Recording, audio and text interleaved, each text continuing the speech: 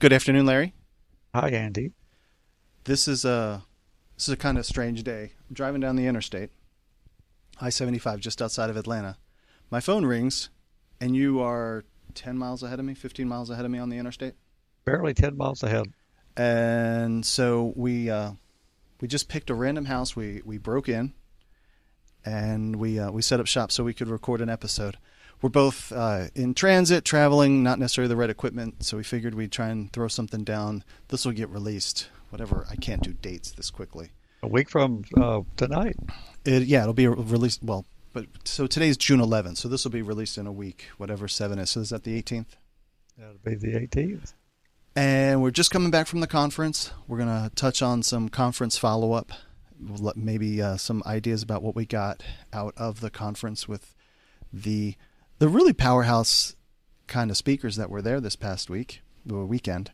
And then we are going to just kind of improv on 2 or 3 subjects that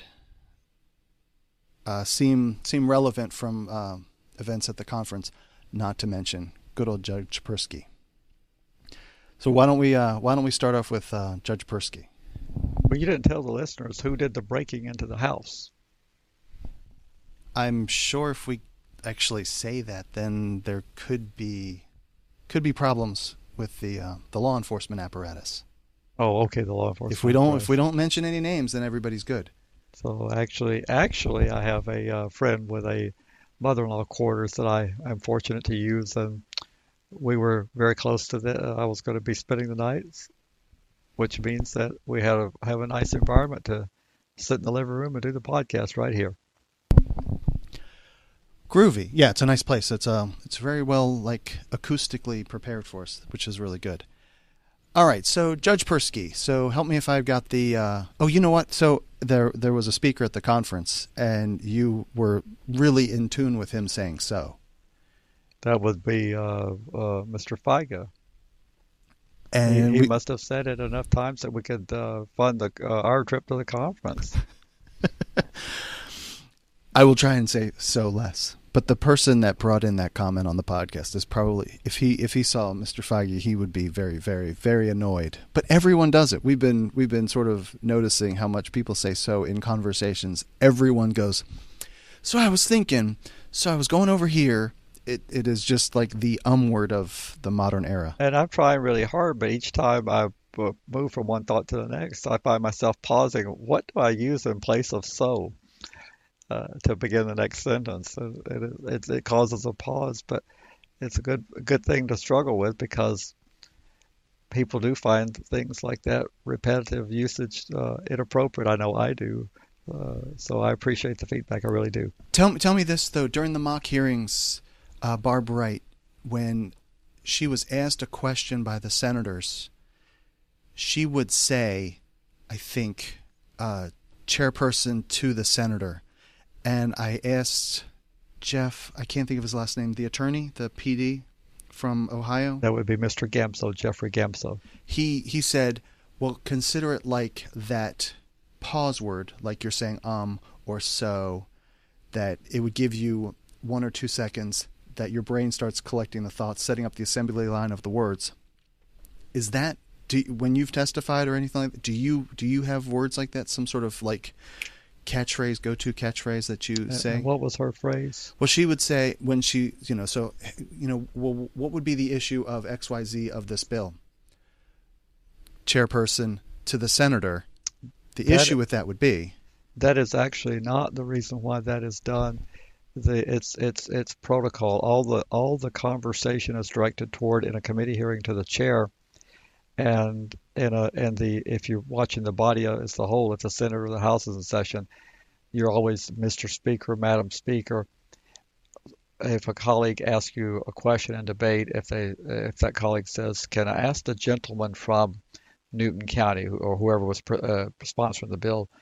And Mr. Chairman, I'd like to address that. So it works that way as a matter of respect. You don't direct your comments to anywhere other than to the chairman and to the chairperson, I should say, because chairs are often female, but it's Madam Chair and Mr. Chairman and members of the committee and Senator whichever, or representative, whatever. So that's just formality. It's not a build up or anything.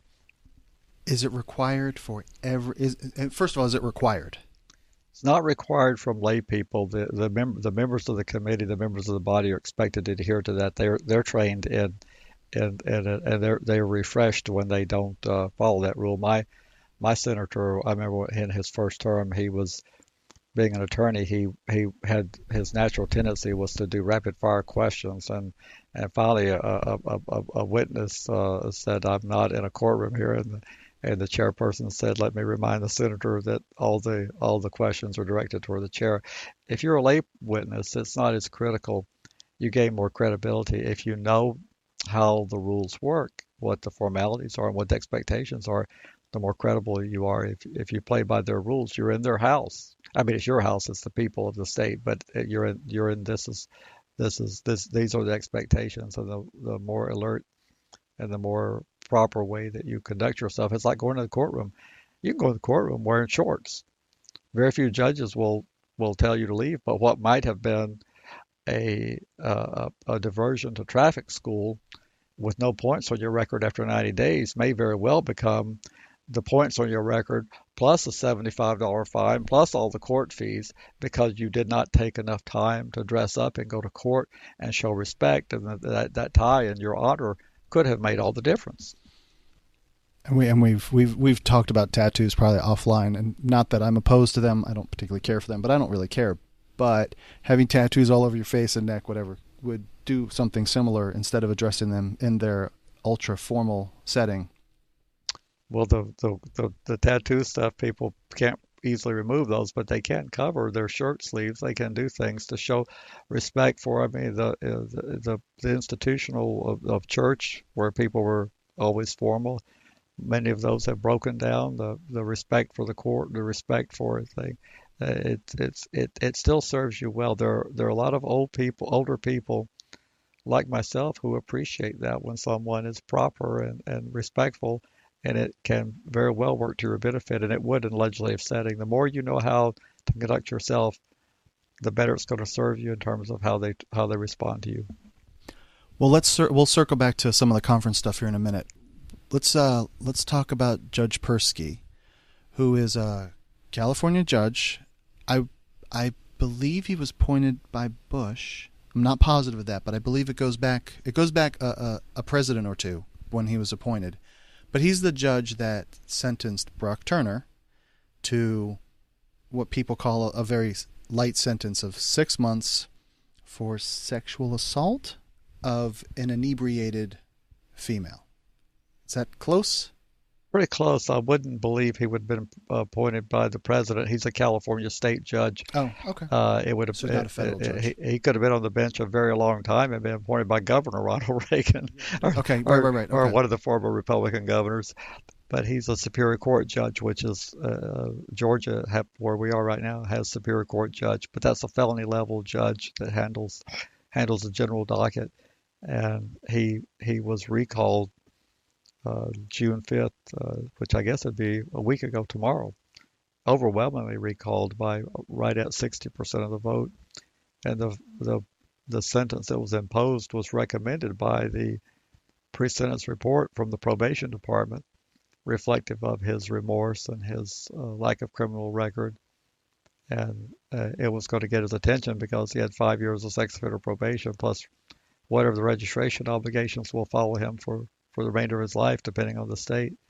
And then it set off an outcry, and the Me Too movement and the victims advocates started a recall process, and they successfully culminated the recall a week ago, and he's going to be off the bench.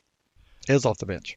Right. And the reason why this is important is me being a very lay person. To make a comparison to the federal level, they are appointed by the president, they are then confirmed in the Senate, and they are there for life. No matter what they do, it would be very difficult to repeal a federal judge, and I'm thinking of the Supreme Court justices.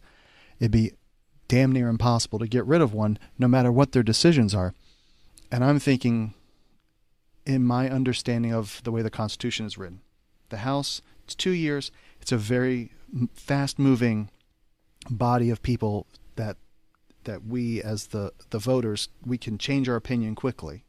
Then you have a little bit of a slower group of people, the senators, who would put a stopgap measure in there to keep things from moving just all over the place fast. And then you have the Supreme Court to really lock in things so that we can't have a different country every 2 years. So this puts a big piece of momentum in place to keep things stable for long periods of time. Now you've got, in California, I guess they vote their judges in. Obviously, they can vote them out. And so now judges would potentially be scared to make, from their opinion, the right decision.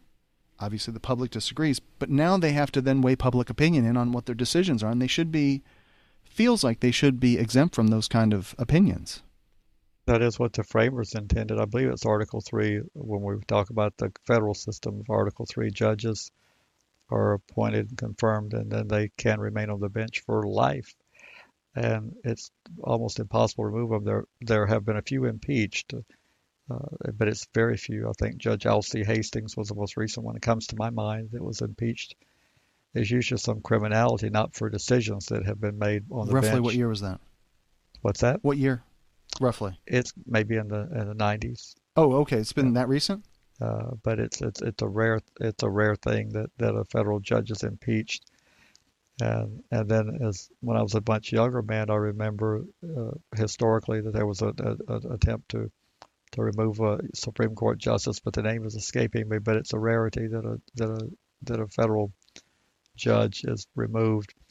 Now, directly below the federal judgeships, there's federal magistrate judges, and they go through a different process. They don't go through that confirmation process of the Senate, and they can be removed because the federal judges in the district appoint the magistrate judges, and the magistrate judges have fewer powers than a full district judge. Very few transition to become a full federal judge and get an appointment and confirmation. But a magistrate judge at the federal level is a fairly prestigious position. There are a lot of people seeking that. What we have in California is now that Judge Persky has been recalled, it's beginning of many things to come. Because the public opinion you mentioned has always been in the background when judges make decisions. When they're elected, they think about public opinion. But they're going to think a lot more about public opinion because typically, with a short attention span that the public has, if you have a 4 or 6 year term, you do something and you're 1 or 2 or 3 of a longer period of time, it's all but forgotten. Well, now with this organized movement and the monitoring that's going to start taking place, because now they've succeeded the first time since, I believe, 1932 or 36, that a California judge has been recalled, which means that they now know it can be done. They have that power, and they will begin to monitor judges' sentencing practices, kind of like the Mothers Against Drunk Driving and the Advocates for DWI. They have similar monitoring programs, and they score judges on how tough they are and how many cases they dismiss and how they sentence. I expect that group in California will begin monitoring the Superior Court judges, and those who sentence leniently, and lenient has now been changed because there's a mandatory 3-year minimum, which was not required when Brock Turner was sentenced. But now there's a 3-year minimum for the identical charges. That's now the lenient standard because that's the base. So in the wake of, which one of the directions I was going to go, if the people don't like the 6-month sentence, then get your politician to introduce a bill to make it a longer sentence. They did. But they don't have to get rid of the judge for doing it. He did what he was allowed to do. He was within the guidelines of the law that the people voted in place. He abided by the guidelines of the legislature of what the will of the people was. He did all of that. If they wanted something harsher, they could have done that 10, 20, whatever number of years ago to make that happen. Well, he had, as I understand it, up to 14 years of potential exposure. The prosecution was seeking a longer period of time. But the one component of the judicial system recommended, which probation, the PSRs were highly relied upon, and the probation department recommended the more lenient sentence because of the factors that suggest leniency. Someone else looking at those factors may have not weighed them as heavily, but these were not exactly liberal do-gooders. The probation system is a part of the law enforcement apparatus. And if let's just posit that Brock Turner would go on to be the next Michael Phelps and be some superstar swimmer. He was a swimmer. That was like the big deal of it. And compare him to what's the baseball player up in the Northwest? Lucas or Luke? Luke Heimlich? Heimlich, yeah. So he did he got convicted, but as a juvenile, and everything was sealed. But then the registry, this is where I'm going with this, the registry kicks in and puts all this extra baggage on him. Overlay that over Brock Turner, the 6-month sentence is, whether that was 6 months, 3 years, 10 years, kind of irrelevant. When the registry kicks in, is going to just be a massive amount of baggage that he's going to have to carry, just like the baseball player is going to have to carry as well. Yes, well, I was one of the people who predicted that no major league team would pick him up, and that is not a surprise because it would just be a public relations nightmare. Same thing with Brock Turner. His career is effectively over as far as competitive swimming. They don't earn the money that professional baseball players, but his swimming career is over. And correct me if I'm wrong, the registry is a civil regulatory scheme, not punishment, right? As the courts see it, in most instances, it's a civil regulatory scheme. And as a civil regulatory scheme, I'm pretty sure that there's nothing other that if you don't renew your driver's license, you don't go to jail. If you get caught driving with it, I get. Not as a general rule, you wouldn't go to jail on most failure to comply with most regulatory schemes. Jail is considered punishment? Yes, but the registry is such an important function as far as the law enforcement and the public, and the perception is that we have to treat failure to comply much more seriously than we do a normal regulatory scheme. But just failing to update your address. Sorry, I moved literally to the apartment next door. I'm basically physically in the same place, but now I've created an obligation to send me back to prison. You've created, and the funny thing is when you move to the place next door, the sad thing, it's not anything funny about it. The sad thing is that with the laws the way they are, you may move next door and you may not be able to get the documentation that satisfies them when you move next door because you, as I understand it, I don't deal with this, but as I understand it, when you go to the registry offices, they're demanding, in some instances, significant proof that you're living there. And if you just move and you try to comply and you go notify them, you don't have the proof. How do you get the proof? You don't have a utility bill. You don't have identification with that address on there. You don't have a lease because you're shacking up with somebody and sharing floor space because of your indigency. How do you prove that you're there? There was a session by Lori Joe who was going over a lot of this stuff.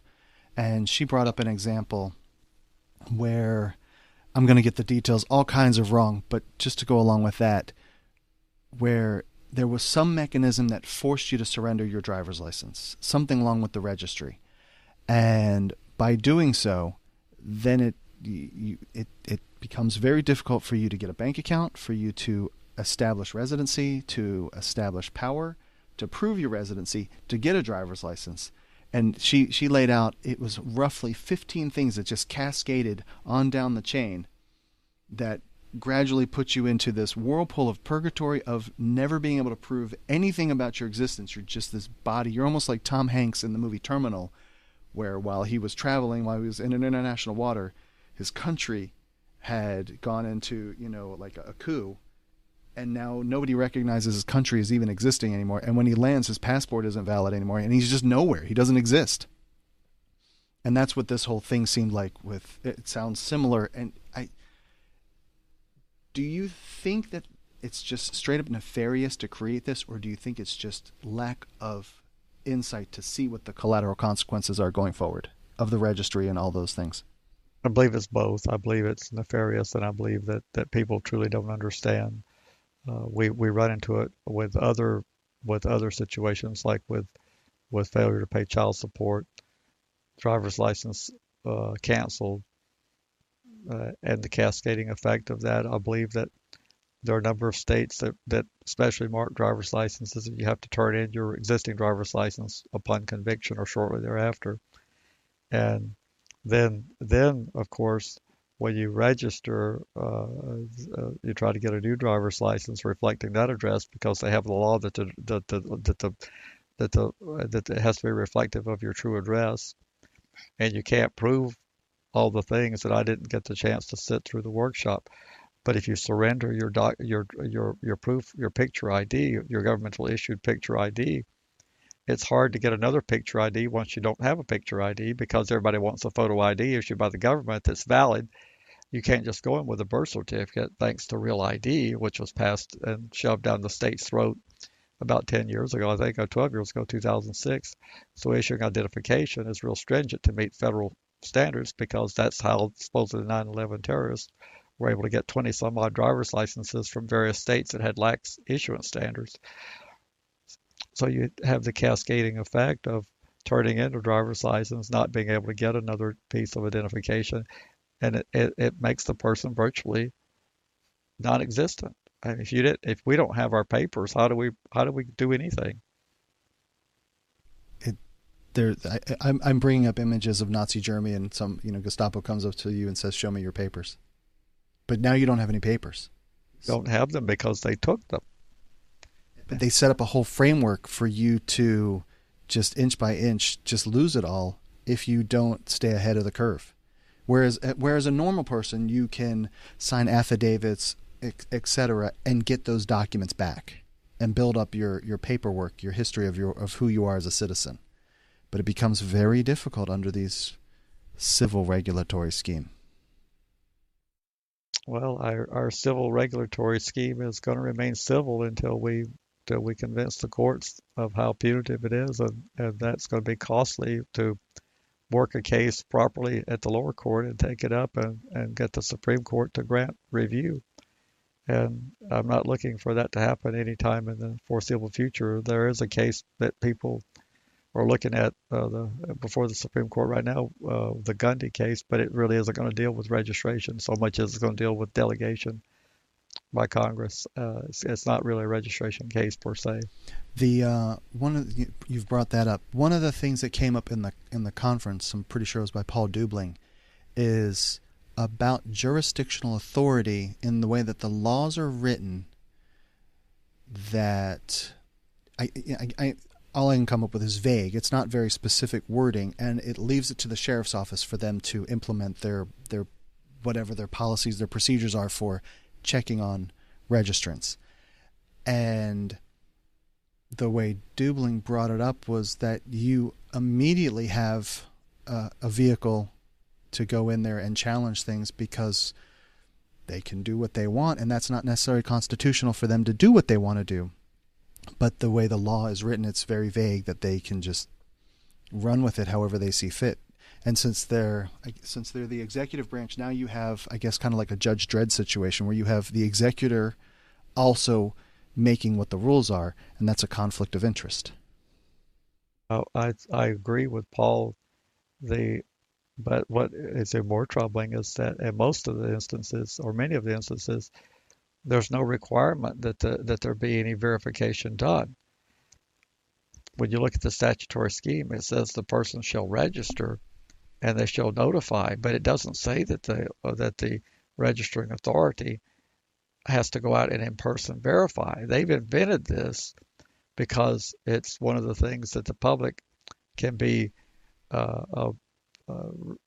When you're an elected sheriff, it's really nice to go out and say we did 945 home visits in the last 12 months, check in on our 132 sex offenders to make sure that we know that you're safe. And that's more likely to get a vote. And I think one of our presenters mentioned that when you get elected to anything, a particular sheriff, your deputies essentially become your campaign staff. Do you remember that presentation? He did. I totally, yeah.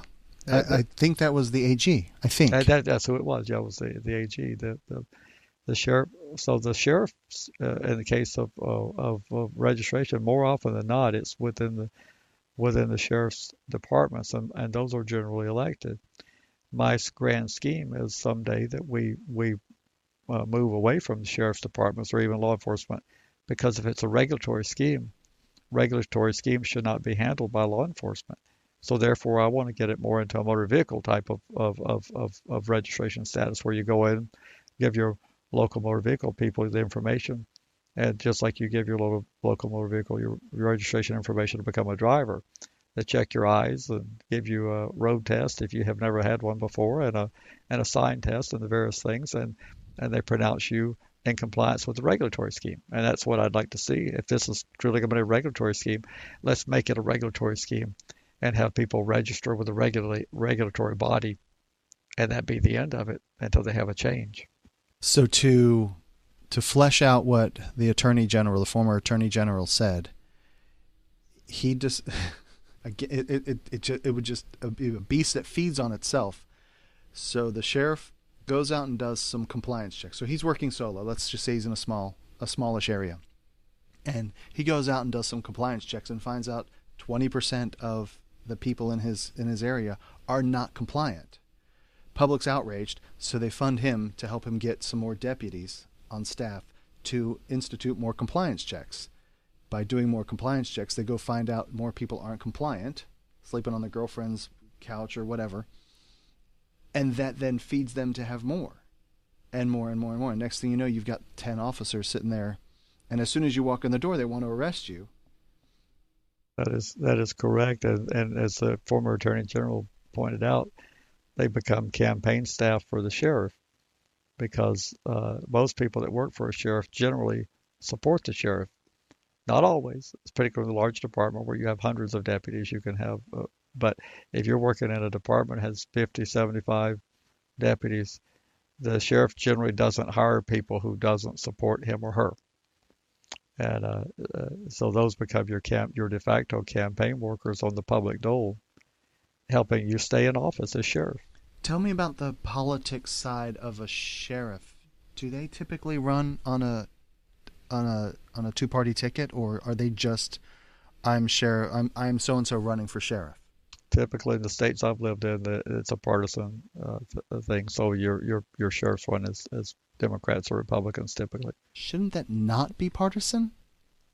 That argument could be made. Shouldn't they just, like, here's what the law is, I'm going to go enforce the law. It is not my job to determine. I'm going to execute what the legislature has written. I shouldn't, if it says that they are supposed to register every 6 months, I'm just responsible for whether they have registered every 6 months.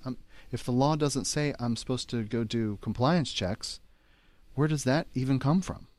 They invented that for public relations purposes. They know that their voters want to see them in the community doing things. It would be like traffic enforcement where there's problems with speeders. It would be like if there was a burglary problem where they would be doing prevention and teaching people how to make their homes more secure. They send out officers to do community training.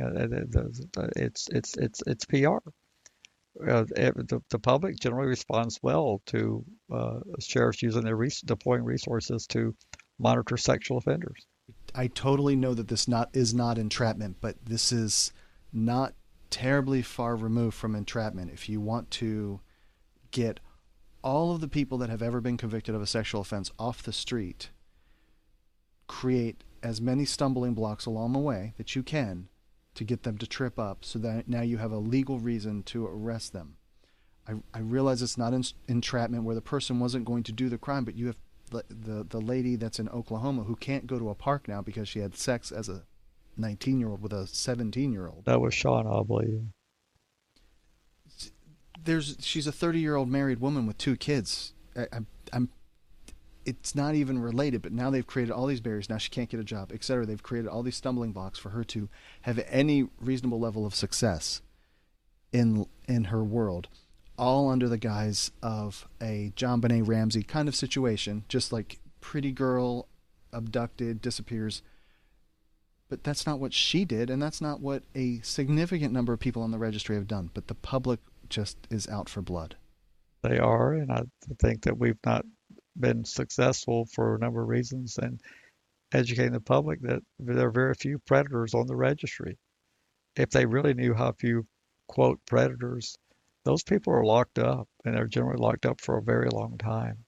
Sandusky will never be out again. But the broad universe of sexual offenders is so large. But the average person in the public, as I talked to the people at the hotel venue, they were generally sympathetic and said they didn't have any idea of all the things that could land one on the registry. They thought it was pretty much bad guys. Yeah, that's what people think. And it is a sinister situation where all these things they accumulate and stack up that the people you can't ever get past it. It's what are we going to do if you can ever go back and be a productive member of society for one mistake, which may not be a very significant one, having sex with someone you're in love with just because there's a magic dividing line on age. What do you have to do to redeem yourself for not knowing that you shouldn't have had raging hormones? And we will put someone on trial, age of 12, in for life in prison and on death row. Is that? I know that has come up. Maybe I just went too far, but they will put someone in prison. They will try them for an adult crime as a 12-year-old. But the victim will never have their status elevated to be considered an adult for this. Correct. And that's the way we want it? That's the way they want it. And we're all okay with this? Well, not all of us are not okay with it. There's a couple that are not. Did we cover everything about Persky? Did we miss anything that you wanted to finish up on? Well, I'm really troubled because I think that it's only the tip of the iceberg. I touched on the monitoring panels I think that will form to monitor judges, particularly in California, and I believe it'll expand beyond California. I believe that a lot of people that even though that mandatory 3 years only applies to people who committed their offenses after that law passed, that's going to be applied to people now. Because in the case of Judge Persky with Brock Turner, he had the option of sentencing him up to 14 years, as I understand. He gave the minimal amount of 6 months, and I think that he actually had the option of doing probation completely. Not even sure that 6 months was a mandatory minimum. But I'm afraid that all the cases that are in the pipeline awaiting sentencing, many even unindicted charges that occurred prior to this law, the judges are not going to want to be Persky'd, which I mean when I say Persky'd recalled, which means that they're going to say, well, I've got a sentence harshly enough to not be Persky'd, which means that despite the attorney's best efforts, what sentences that are in the pipeline are going to dramatically increase because of the fear factor. I know judges shouldn't. We should have a magic person who holds the robe, who doesn't have family to support, doesn't have kids to put through college, doesn't have a mortgage payment, doesn't have the desire to live a relatively comfortable life. We should have people like that, but we don't. They're normal mortals who deal with the same things, and they're not going to want to have their lives turned upside down by this a recall effort, which means that rather than having their life turned upside down, they're going to alter their sentencing practices, which means we've now got a new baseline, which is even much harsher, which I don't think is moving us in the direction we want to go. It's adding, so you have your not all states, but you have your House and your Senate at your state level. Those are the people that you had to convince to move in your direction. Now you then have to also convince the judges. Yeah, you have influence over all three branches. You can punish the executive branch, you can punish the legislative branch. Now you can punish the judicial branch for your policy that you want to implement. You're correct, and it's a good way of, I haven't even quite phrased it like that, but now the public, and I'm going to refer to it as mob rule. The mob rule is now able to shove its will through the legislative branch, through the executive branch, and now through the judicial branch. You will do what we want or else. and that what we want is harsh sentencing. But I still just it's not designed that way. It's It wasn't designed designed that way. the executive branch appoints the judges. The people vote for the legislature and they vote for the executive branch. The judicial branch is supposed to be sort of removed from the political process, kind of, sort of. It would be, a Republican executor is going to then likely nominate Republican judges. But yeah, now not only are you voting for your legislature, you're quote unquote voting for your judges too, and that just seems like just bad. Well, we've been voting for judges at state level for a long time, but the mechanism to turn them out of office either didn't exist or it was seldom successful because the people in an earlier era would have said, no, I'm not going to take the judge out of office for doing his or her job. But now the Me Too movement and the victims advocacy is so strong. This was hailed as a victory for women. And that's the way it's being portrayed as a victory for women and for victims, which are primarily in the sexual offenses or more women than the men. This is being hailed as a victory. And I was on one of my plane rides on the way to conference, and I had the audacity to say that maybe it is a victory if you want to look at it that way, but it's an extreme defeat and disaster for the rule of law. And I didn't get a lot of support for that position from the passengers around me. Can you extend it past sexual offenses to where do you think maybe like the second layer of impact that this might have be on different kinds of crimes? You did mention drunk driving a minute ago, but can you something a little less obvious? Well, the statute of limitations and the confrontation clause, when they remove the statute of limitations, they're going after sexual related offenses as a top priority. But in the case of, I believe, Maryland, they don't have a statute of limitations for any felony level offense. And when the statute of limitations is eradicated, and we've already weakened the confrontation clause through victims' rights that they have. Like there's an attorney in the state of Connecticut that I'm trying to think of his name. That's what happens when you get old. Norm Pattis, who recently had a successful acquittal where he did some very harsh cross-examination about a victim's relationship and sexual experience. That's not permitted in most states. You're not allowed to confront. That's re-victimization, as far as the victims advocates say. And when we can no longer ask the person on the stand, do you have any motivation to lie? And if we can't put in rebuttal evidence to challenge what they're saying, if all these things are re-victimizing them, we're pretty much out of business. There won't be any trials because there'll be no need to. All the accuser just says that and this would extrapolate down the line to all criminality. Domestic violence, I think we talked briefly on another podcast. It's an unreported crime. A lot of domestic violence goes unreported. And more often than not, victims are going to be women, although men are abused and battered with frying pans and all sorts of things happen to men as well.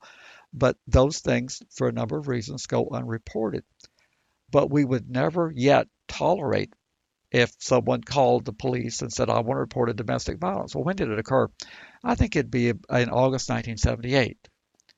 Oh, well, it's 40 years ago. Well, we'll get right on that. We'll get an investigation. We'll go lock the guy up. They don't tolerate that with domestic violence. It is horrible that people are abused, and for so many reasons they can't come forward, and it goes unpunished. But domestic violence has to be reported in real time. The police come out and look at the scene. This dwelling we're sitting in right now, they'd be looking for evidence of disarray, and any broken glass or dishes, any markings on the victim. And if it were an apartment complex or close enough for neighbors, they'd be wanting to go talk to neighbors and find out if there's any corroborative evidence that can be shown that this actually happened. But in the case of sexual offenses, same thing. A lot of it goes unreported for a number of reasons. But you can't come forward 40 years later because the person is at an extreme disadvantage. Witnesses have died. Physical evidence has vanished or deteriorated altogether. and we have no way of validating, and it is your job as a victim. You have to prove the accusation that you're making. I'm sorry to tell you that. I didn't make the rule. That is the rule. If you're going to accuse someone of criminality, the burden is on you to prove your allegation. Same thing in a civil proceeding. If that car that you drove up, if I go out and see that I have a gash in the side of my car, I have to prove it was your car that did it. I can't just speculate because you were here that that was mine and, well, he was here today. I have to have something in the way of evidence, either a video or a paint analysis or something. It's my job to prove that you damaged my car if I'm going to accuse you of doing that. Victims realize that. You have to prove what you're accusing someone of doing. Ready to be a part of Registry Matters? Get links at registrymatters.co. If you need to be all discreet about it, contact them by email, registrymatterscast@gmail.com. You can call or text a ransom message to 747-227-4477. Want to support Registry Matters on a monthly basis? Head to patreon.com/Registry Matters. Not ready to become a patron? Give a 5-star review at Apple Podcasts or Stitcher. Or tell your buddies at your treatment class about the podcast. We want to send out a big heartfelt support for those on the registry. Keep fighting. Without you, we can't succeed. You make it possible. Possibly the last topic to go over was something that Dubling said, that these battles will be fought at the state level. And the reason why I think that this is such a critical point to bring home is I think people are looking for a knock it out of the park kind of thing that'll just make the whole thing collapse. And we've talked about that, and it's poppycock. But another thing that was brought up along those same lines is find the tiny little bite of the elephant that you can get. If it's just pulling back of some piece of the regulation, even like residency restrictions, like 1,000 foot, 2,500, whatever it is, that might be too heavy of a lift. But something with like the driver's license thing that we were just talking about, if we can just make tiny little inroads, it's easier to persuade a politician. And this has to be done at your state level. NARSOL can't step in and do it. None of the other national organizations could step in. They can help you. But these things have to be done by us at our local level to affect our people that our parents or our brothers and sisters can help affect us for positive. Thoughts? Well, I agree with Paul, and it's not a message that's easy to deliver because our people want that instant. Well, I don't know if it's just our people. I think Americans and Westerners are used to instant gratification. And it's hard for us in this advocacy to be clear on what it is we're achieving and why we should even be supported, because we don't have a simple message. The beast is too large. The people that fight for First Amendment rights, they have a simple message. They're coming for our guns. Excuse me, Second Amendment. They're coming for our guns. And they scare the hell out of you that they're coming. And of course, no one ever proposes coming for your guns. But they tell you that. And we don't have a line like that because we have this multi-fact. We don't have just a single thing, the guns that they're coming for. We have the driver's license. We have the proximity restriction. We have the residency restriction. We have the length of registration. We have the frequency of reporting, whether it was retroactive or not. We have on and on and on with all these different facets of this beast, and we're trying to tackle a plethora of them. And every state is different too. And every state is different, which means people say, well, what the hell are you people doing? And that came up multiple times at the conference. What is it that why should we support you? And I thought about that a lot, and I said, well, I can see your point because we really are not clearly communicating what we're doing. And I tell them in my state, it's very clear what I'm doing. I'm holding the line until we can do better. we're keeping your life from getting worse until we can make your life better. We made your life a little bit better in 2013 when we uniformly across the state prohibited city, and county governments from imposing any restrictions on you. We made your life better. We are going to hold the line until we can do better again when we have more favorable political climate. We don't make the political climate, the voters do. We do the best we can to adapt to what we've got because that's really the only choice we have. They send people to our capital, and we analyze and figure out what we can accomplish with those people that the voters, the cards that they dealt us. And for the last 3 or 4 years, it's been hold the line is all we can do. No one is interested in moving forward with any type of reform related to registration. Not in a positive way. They're quite willing to move forward to reform to add additional obligations and make it tougher. But we're in a holding pattern. But across the country, it varies from state to state in terms of what their priorities are, and we don't have this unified message. Like if you're for legalization of marijuana, it's a simple message. We're for legalized recreational use of marijuana. That's easy to message. We're for a woman's reproductive rights. That's easy to message. We don't have anything easy to message.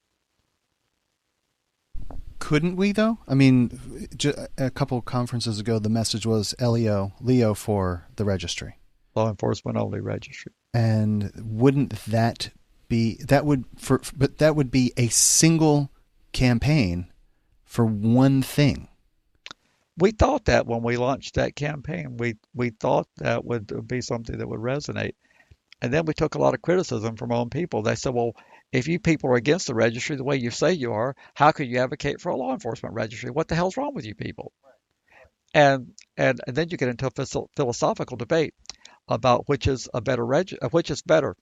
Do you prioritize abolishing the registry, or do you concede and become a sellout and say it's okay to have a registry as long as it's for law enforcement only?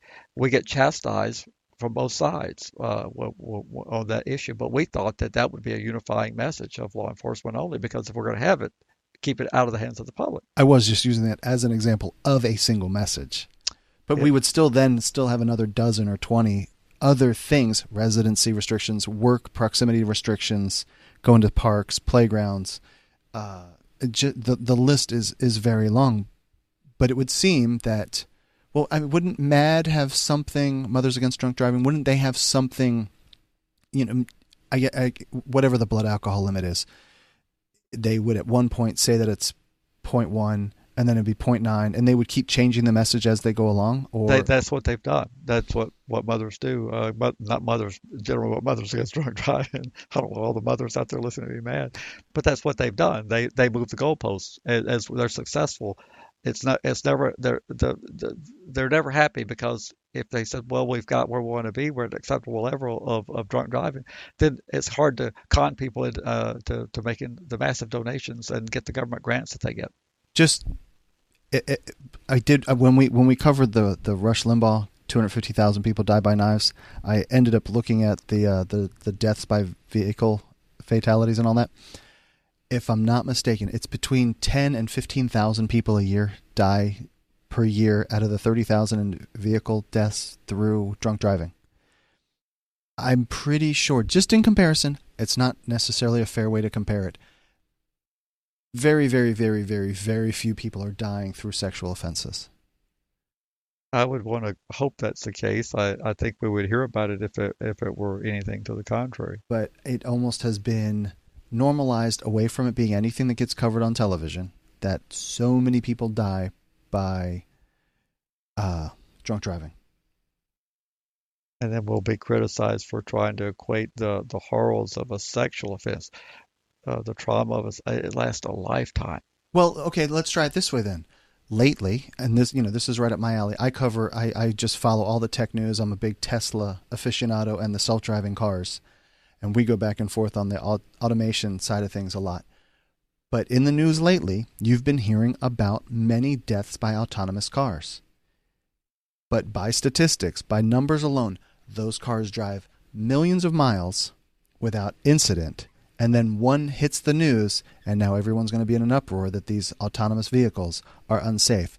How many fatalities have there been by autonomous cars, and the numbers in the single digits. Still, we're at 30,000 or something like that by other vehicle fatalities.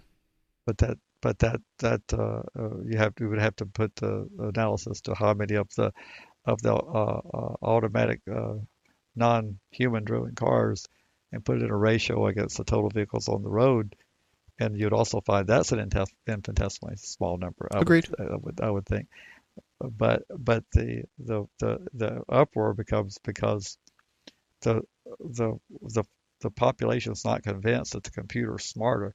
So ultimately, if a person couldn't have been there to override the machine, then they feel unsafer. It's like the pilot. You could do a lot of airplane movements without a human, but people don't feel safe because the humans there can make the ultimate decision and override the computer if need be. I'm bringing it up from the sensationalization point of view of when these incredibly rare events happen, they end up in the news. It has a disproportionately larger impact on the psyche of society, of their safety, due to their insignificance, therefore being newsworthy. If it's something that happens every day, no one gives a shit because it's just a regular occurrence of things. I agree that we become desensitized, and these rare incidents of child abductions, they're exceedingly rare in this nation. It's something around 100 a year of stranger abductions. Not much. It's certainly less than 200 a year in recent years, and it becomes. One would be devastating if it were your child abducted by a stranger, but it's so exceedingly rare, and as I've said on previous episodes, we're safer now than any point in modern times. As a child or as an adult, we're safer. This is the best time to be alive, and I know the people in Chicago would be laughing if I'm saying that, but statistically nationwide, this is the best time to be an American from a criminal safety perspective. Last on the list would be, you can't always, we can pick who we elect, whether you're on Team Blue or Team Red. But after that's in play, then you have to work within, if you want to play baseball on my diamond, then you have to play by my rules. There is a different tactic that someone would take in a blue versus a red legislature. And I wanted to try and quickly cover, just in concept. I want to go into this in a great more detail, but just kind of lay it out there for people to think about. That when you go talk to a Democrat or a Republican or an independent, you have to deliver the talking points that are going to resonate with them, even though you're trying to accomplish the same mission. But instead of going it over the left side of the mountain, you have to go over the right side of the mountain. Do you think that you could quickly give us something of an example of how to navigate that landscape? It is true. You have to figure out where they are and what their response is going to be likely. When you go see a conservative, if they're true to their values, some liberals are true to their values, and some are inconsistent and wishy-washy depending on what they analyze the politics to be. But if you're talking to a true conservative, I think Rand Paul in the U.S. Senate would be an example. He's been very critical of the runaway spending that's being done by this so-called conservative administration, ballooning the deficit, and he's willing to call them out on it. He's being intellectually honest. When you talk to someone from a conservative perspective, they're generally going to be concerned about fiscal responsibility, and you can craft a message around that. So when you're wanting to reduce the prison population, you're not going to go tell a conservative that we're better off as a society to divert these people because we can rehabilitate them and feeling soft good stuff that appeals to a liberal. But you can go tell them, I tell you, we're looking at our budget, we're looking at our spending priorities, and I know that you want to do a whole lot of things that are you're being constrained by our runaway prison costs. And therefore, I think that we look at our prison population and give them some key facts that we've got at least a third of them in our prison that are in for relatively minor offenses, and we could probably save X number of dollars by redirecting these resources to other priorities. And you don't have to be specific on the priorities, but redirection of resources that will appeal to a conservative. Wouldn't appeal much to a liberal but it would appeal to a conservative, a liberal. When you start talking about reducing the prison population, you're talking about rehabilitation, and you're talking about touchy-feely good stuff for them. But ultimately, you can get to the same result because both camps will agree that they want to reduce the prison population, but for different reasons, And by a different mechanism. by a different mechanism. But if you're truly wanting to get people out of prison, you may have to compromise on how you do it and what the mechanism is to reduce the population. I might want to early release people that are already in there because of some matrix I put together to look at their offense and the ratio of the time that they've served. And that may not be agreeable to someone else, but we will get to the same result with different messages. And that's what was being talked about at the conference. You can actually come up with a campaign when you're talking about the Me Too movement. The liberals are going to be very sympathetic to the women who come in because they need the women to vote. The Democrats are more likely to be on the winning side of women voters. And if they were to be unsympathetic to those who are coming with the Me Too message that we need to be tougher on we need to stop allowing the attorneys to re-victimize us as victims on the stand, they're going to be very receptive to that, even though supposedly they're for due process. They get themselves in an intellectual pretzel when you start, because you say, well, you do as a good progressive believe in due. Well, of course I do. Well, you do believe that the conference. Oh, well, yes, I do. But then they're in that pretzel of the victims lobby saying that you guys are not sympathetic to us as victims, and so you have to craft a different message. And I haven't quite come up with that message because I'm still working on it. I was talking to a guy from Massachusetts, which has a substantial Democratic majority in their legislature, and they're having trouble pushing back on the statute of limitations and things because he said the Democrats are just falling right into line and doing what the victims groups want. And I said, well, I understand why they're doing it because of the politics of they don't want to alienate a substantial block of Democratic voters. And the former Attorney General explained that in his reasons, which will be available on the playback on the recordings when they make it on the internet. He explained to them the politics of why, as a liberal Attorney General in a relatively moderate to conservative state, he went along with the implementation of the federal Adam Walsh standards in Ohio. Well, lastly, did you receive any feedback about the podcast at the conference? I received a fair number of comments about us. I really did. Did you receive any negative ones? I don't think I could classify any feedback as negative. I had people say that we use too much jargon that everyone doesn't understand.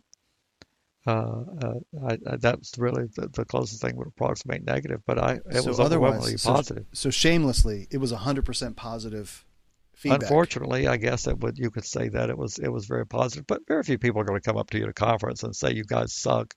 I would think that would not be likely, but I got that constructive feedback that we should never assume that new listeners, if we're trying to reach a broader market, that people may tune in for the first time and not know what the heck we're talking about when we say AWA and SORNA and different phrases. He said especially attorneys tend to talk that way and they lose their listeners. I think we should wrap it up. I've got to get on the road and get home. And so if you want to reach out to us, registrymatterscast@gmail.com. You could phone in questions, which would be absolutely the best appreciated, and that's 747-227-4477. You can support us at patreon.com/registrymatters. And for those of you who don't know, feel free to subscribe. You'll get notified of new episodes coming out, and you can find that at registrymatters.co. It's not .com, it's not a .com, it's a .co address. And I think this is episode 30 that we're recording. The one that we did in the restaurant was episode 29. And I don't have anything else. I appreciate it, Larry. I'm glad to be here. I'm glad we got this one done. It really sucked to see you for the first time in a year. I hope we don't have to do it again for another year. And I will talk to you soon. Thanks. Thanks.